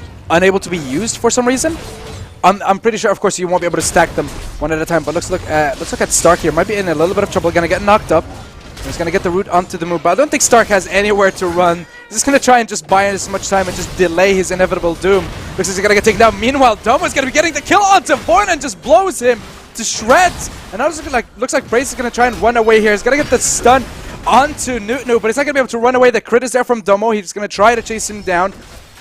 The flash is there if he wants to get really, really greedy. But meanwhile, Ferocity going to try and make a play towards the top lane. No, not one, but two ultimates whiff from the side of Sentinel. Looks like Ferocity will be able to disengage from that top side, but Voina just gets destroyed in that bottom side of the map. And Domo finally showing what a Tristana can do. Yeah, he's able to pick up the kill, and now they're moving on towards that mid tower as well. But looking at the replay, you can see that it looks okay at the start for them. They don't get that power onto Domo though, and then that's actually unfortunate. That was 3 crits that happened in that fight. 20% chance. Yeah, that's not fun. But that's incredibly lucky from Domo, but it does end up securing them the kill. Ends up with a lot of pressure down in that mid lane turret as well, which is going to help out Scut because now it holds Howl in that mid-centric point. He can't start to move around because he's going to have a lot of pressure coming down from Scut, who can challenge that mid lane turret. We were looking though as well. I like the way XJ is transitioning his pressure on the map. He started off in the bottom lane. Oh, actually, as I say that. Voina and Blaze looking hungry. The ultimate's going to whiff actually from the side of Blaze. Not going to be able to land it. Right in front of him. And they actually had the backup of XJ, but it doesn't look like it's going to work out for the side of Ferocity. Yeah, XJ was making his way down just to support the duo lane if anything went awry. But he is starting to focus more towards that top lane. We saw that he got the gank off onto Stark, picking up the kill for the Gangplank, because in theory, Voina should be able to take care of himself now that he's got the 2 kills, but Domo, with the luckiest crits alive, is ensuring that it's kind of not fair. I think Sentinel are 6v5 right now. They have RNGesus on their side as well, so... Yeah, but they're going to be 1 tower down very quickly as well. You can see XJ moving in just to get the assist and give a little bit of an extra speed. Oh, but Golak actually going to try and see if he can push them off this turret. Newt's there as well. Glacial Fissure going to be able to get used here if they wanted to. The ultimate's coming down from Blaze as well. XJ is going to be engaging. The Heroic is going to be jumping in on one-on-one combo. Not one, but 2 knockups. The Shockwave is there onto 3 members of the side of Ferocity. Domo's still alive. He's gone gold. He's going to be able to jump out of there. Meanwhile, Nunu might actually get taken up by the Rend, but no, it's not there. And everyone gets pushed away. And everyone just runs away alive. And the turret has been saved. No first break gold just yet. And Sentinel did their job. They defended the turret. Meanwhile, Moose just waiting in the wings to ult away onto the bottom side. Going to try and see maybe if he can clear the waves or just push them back. Looks like Ferocity are adamant about securing this first break. Yeah, they are making Sentinel run scared right now. They're thinking that the pressure is just a little bit too much. They back up and look at this. All the gold going into Voina's pocket. All the monies. All the gold, all the monies. And they just want to make sure that he can be the carry that his team has set him up for. This is going to be a big boon into the pockets of Kalista. We can see right now, it looks like it's going to be a good fight coming through, but look at the wombo combo that comes through from XJ and also from Galio. This knock-up combo is disgusting. Look at this. They get knocked up. Well, we're not going to get a chance to look, but they get knocked up once coming through from the Galio ult, and just as they're about to touch ground, you see the XJ comes through with the flag and drag as well, which knocks them up again. So essentially for a large portion of that, Domo and Scut were both not auto-attacking or dealing any damage whatsoever, and that's why we saw the low health bars on Ferocity. Will engage coming in onto Howl. Body Slam Shockwave was almost panned out for the side of Sentinel. Not going to be able to get the kill, but forced the flash off of Howl. It does have that TP available, so we'll be able to get back relatively quickly towards this mid lane. Shouldn't be any more pressure coming down, but we can see now Voina has made his way up to the top lane. The Drake will be spawning just a few moments, but that's a Cloud Drake, which neither team really benefit from greatly, which means that it's going to be Ferocity more than likely looking towards this Rift Herald. Jarvan is up that top side, and they will be answered from the bot lane, but I think this is going to be one that is going to be quite tough for Sentinel to deal with. We're looking at Kalista, who's fantastic at taking down these big objectives on the top side of the map, and Rift Herald is no exception when you're able to get multiple Rend stacks in and also deal damage through the back. And this is where you end up looking at the Rift Herald, the way the damage is applied. You can get the eye will only open till a certain point, but that works in the Kalista's favor because she can get a lot of damage down prior to the Rend, which is going to be that big burst. But looks like the fight is coming through. The ultimate going to be jumping in from Gulag, but it's just going to push everyone away again from the Rift Herald.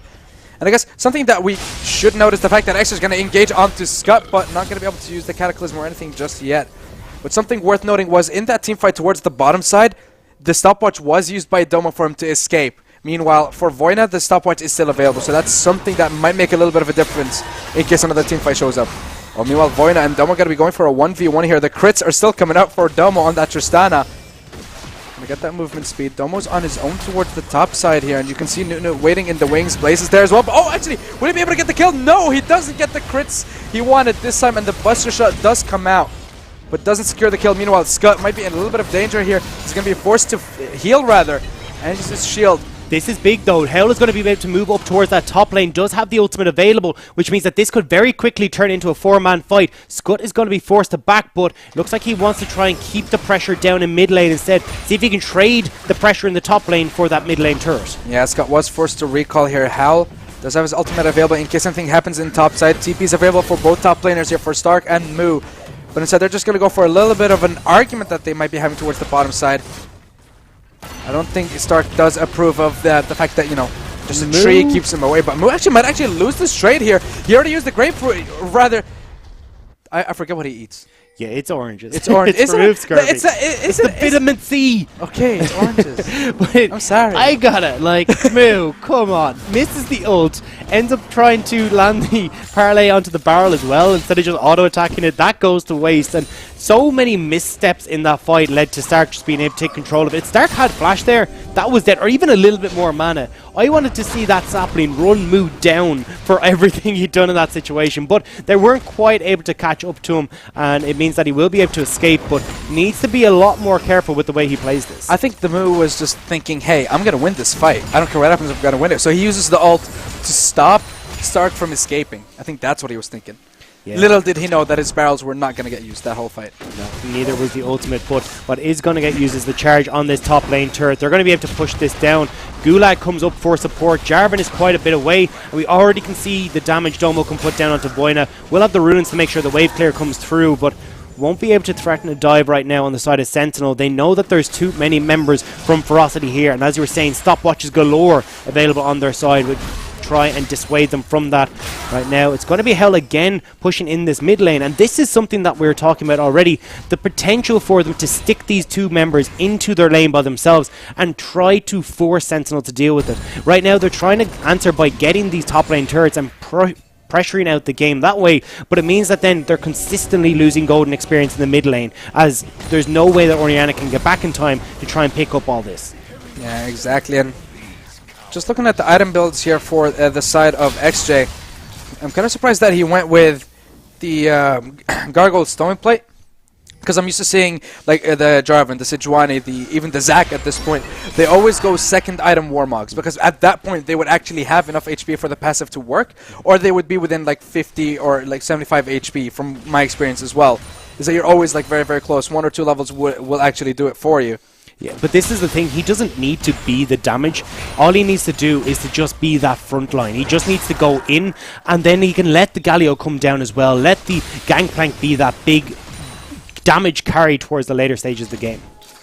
Yeah, exactly. And I guess the side of Ferocity here are going to try and just see if they can pull off something here towards the top side of the map. You can already see the fact that Domo and Nunu are trying to see if they can apply pressure towards the top side.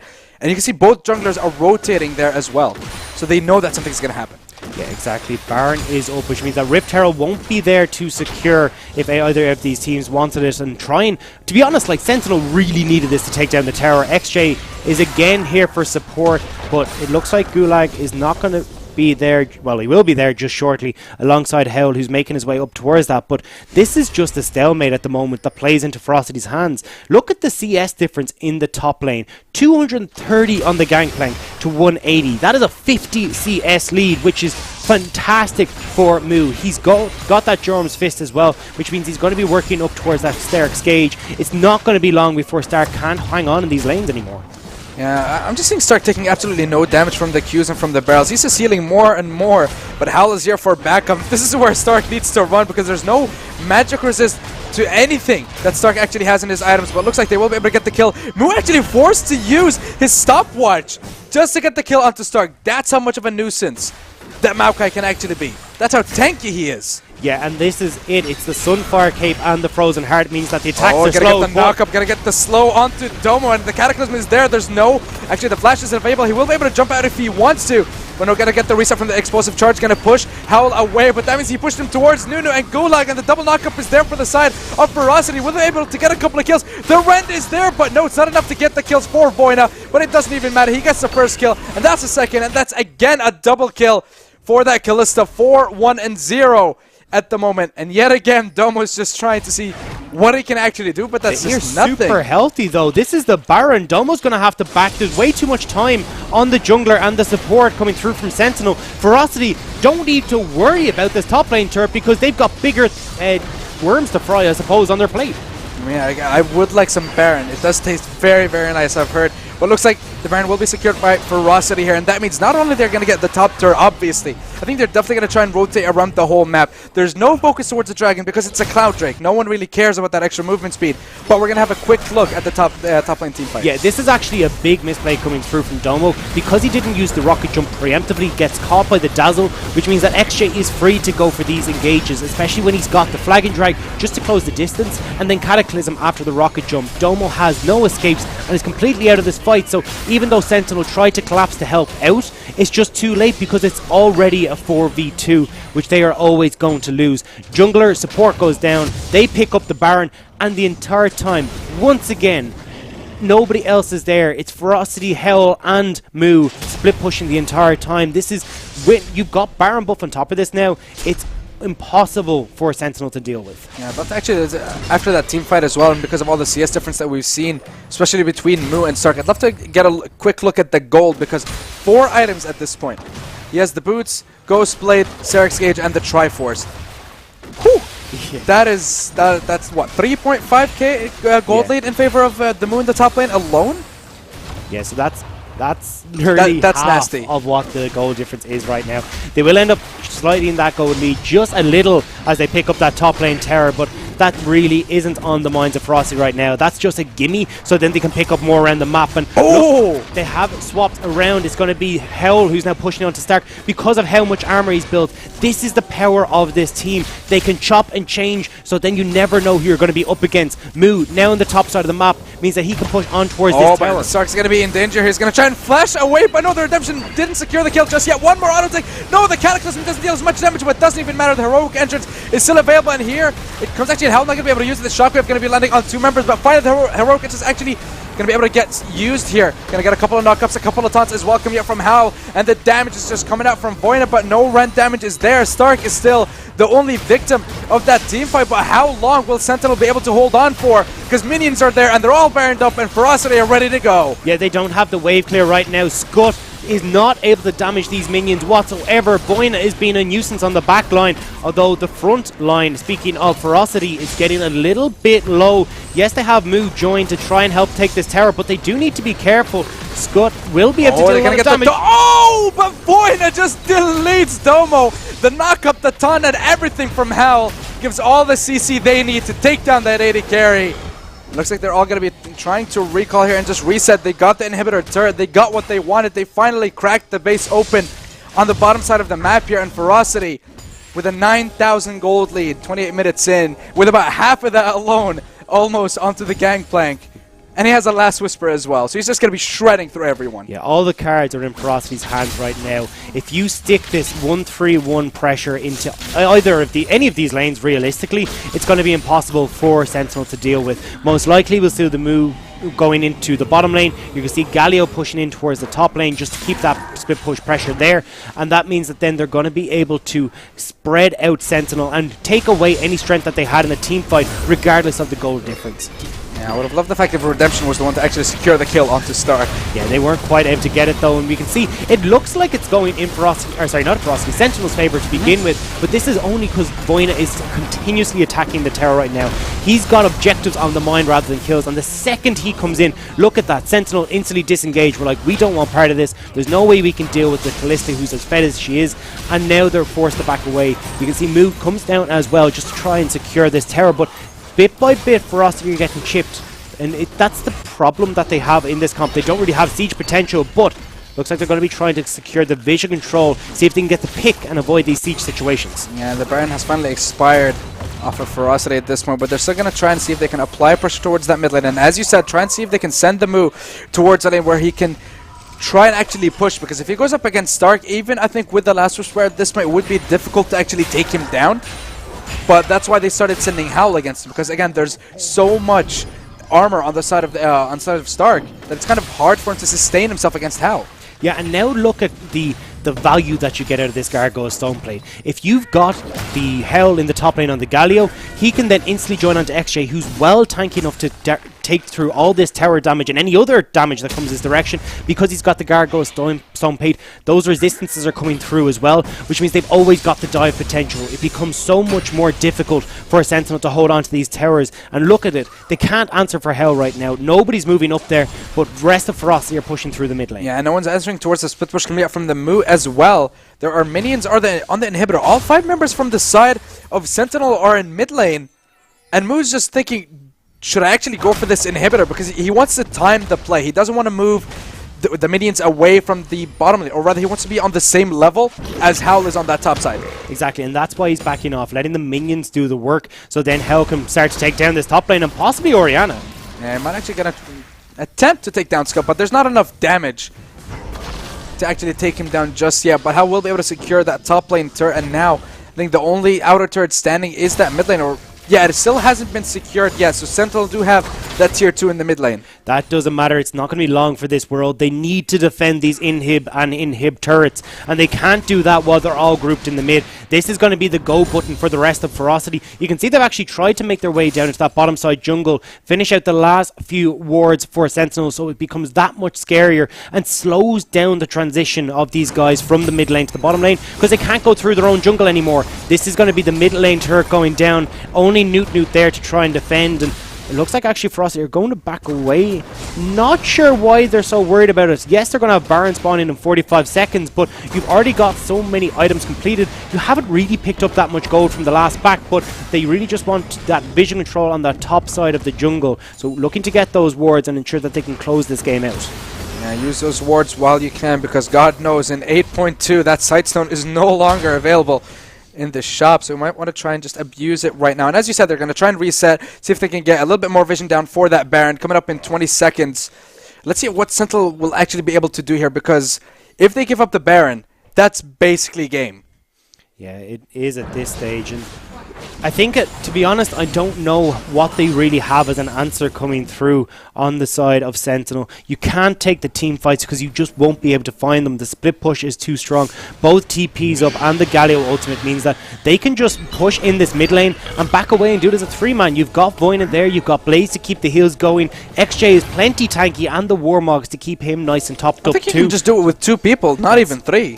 But that's the thing, you can do it whatever way with Ferocity. They have every option available to them, and Sentinel are just slowly being whittled away. The Dragon is going to be spawning, but that's not going to be really on their minds right now. More of a consolation prize that they can pick up at any point in time just to move on towards that Baron. And I think they actually want to pick it up for themselves now, because that extra 10% will make it easier for them to pick up the Baron, I guess. I think Ferocity are playing a little bit too safe considering the advantages that they have at this point. They could be so much more aggressive at this point, but they're just too scared, I think. Yeah, I think they're putting too much emphasis on the Baron, particularly when they've got the base already cracked open. You want to use the Baron to put the pressure down on the waves, where it becomes difficult for Scud to clear the waves. But when you already got Moo on a wave that can push in and take an inhib, you don't need to worry about that so much anymore. Secure the bottom inhib to create that pressure for itself, and then you can go back towards the Baron. It just means that you're creating even more of a problem for these guys. Yeah, exactly. Meanwhile, a little bit of BM, as we saw towards the bottom lane between Howl and Stark, because they were both mid laners for Ferocity at some point. So it's kind of like a asserting dominance sort of thing going on towards that bottom side of the map here. Yeah, it's like when your X shows up and you got to just ensure that you look better than them. But on the inside, you are. I'm always better than them. Obviously. I mean, come on. Have you seen? I'm just saying I'm better, though. Of course. Oh, I mean, come on. Have you seen me? Yeah, don't let this beard fool you. I mean, it could look a lot better. I'm actually looking at where Sentinel are positioned right now. This is going to be an odd place for Ferocity to be. Sentinel are going to start this up as Hell tries to take down the inhib. I'm not sure this is the best call for the side of Sentinel, rather, because they're going to lose their inhib. Stark's not going to be able to get the kill onto Hal. Hal doesn't even care, but they could go for an engage here. The inhibitor has been taken down. Stark's not letting up onto Hal. He wants to get that kill, but I don't think he'll be able to. He's running out of mana.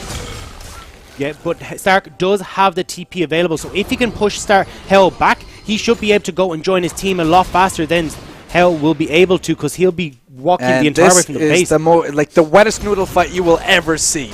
Yeah, it is. I mean, as you're saying, Stark's about to run out of mana. Hell will be forced to base, and this is where I'd actually rather see Stark back right He now. gets a twisted advance, but no, the redemption's there. He doesn't get in the redemption. There's no heal. Stark is putting too much pressure on the kill. He needs the back and TP to be with his team. They're going to lose out on this. Now he's got no mana for this fight, and it's going to be Ferocity in the advantage. Here comes finally X is going to go for that engage. The ultimate coming out from Blaze as well. Everyone's completely invulnerable. Cataclysm finally going to get the knock up onto Doma. Just traps him in there. The shockwave connects with only one, and still Voina is relentless with those spears. He's just throwing them all over the place. Doesn't rent anyone though, but finally Moo gets one kill on the board, and after all that chase, Stark did not kill Howl. And this is what I mean. If Stark had just backed after Hell had flashed, you get to be in this fight. You get to take part of it. Instead, he ends up chasing Hell too far into the jungle and backs after they've already lost the fight. Stark needed to be with the team, needed to force the fight where they have the advantage. They have the composition to take these fights, particularly in a 4v5 situation. But the greed, as we were saying, trying to prove to Hell that I can take you down, messes up all of Sentinel's game plan. All I'm going to say is diamond level shot calling by Stark coming out there. That's just a rookie mistake.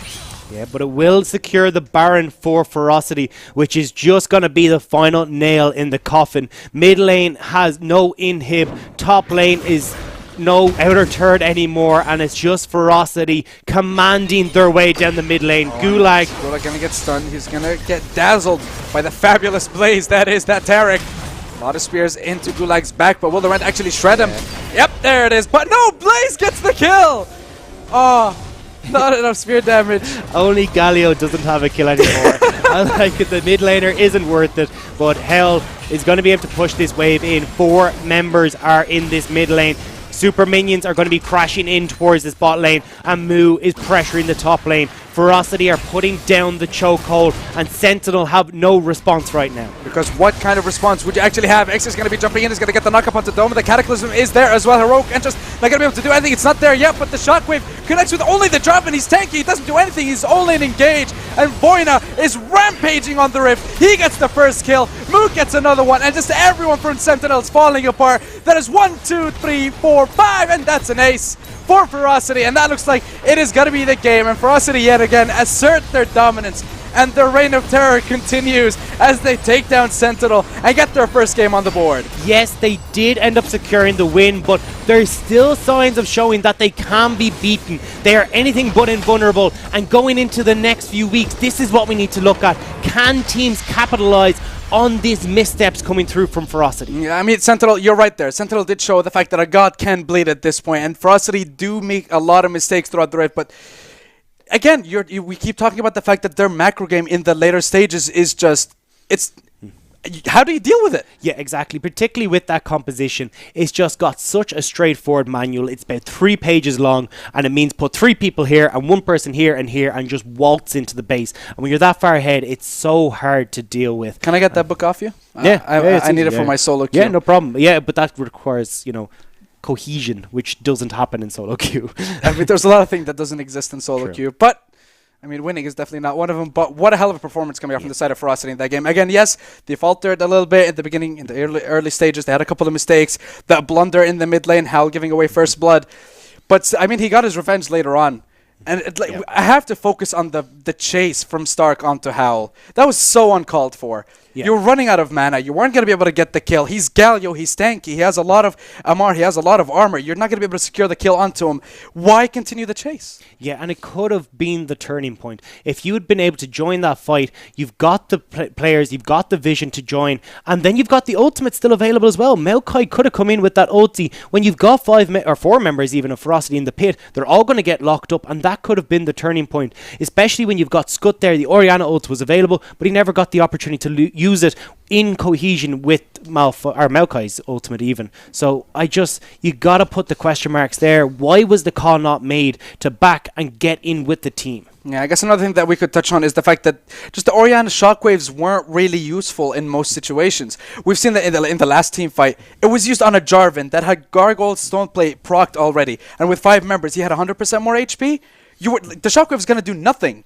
You want the shockwave to be on Voina, onto the carries, on someone on the backline, but it just didn't seem to work out for the side of Sentinel. But that's near impossible to do with the way Ferocity were playing. When you've got that split up consistently, and J4, every time you get the engage coming through from Gulag, was just coming in as well. So already you've got a threat on the backline, so they can't be the aggressors in that situation.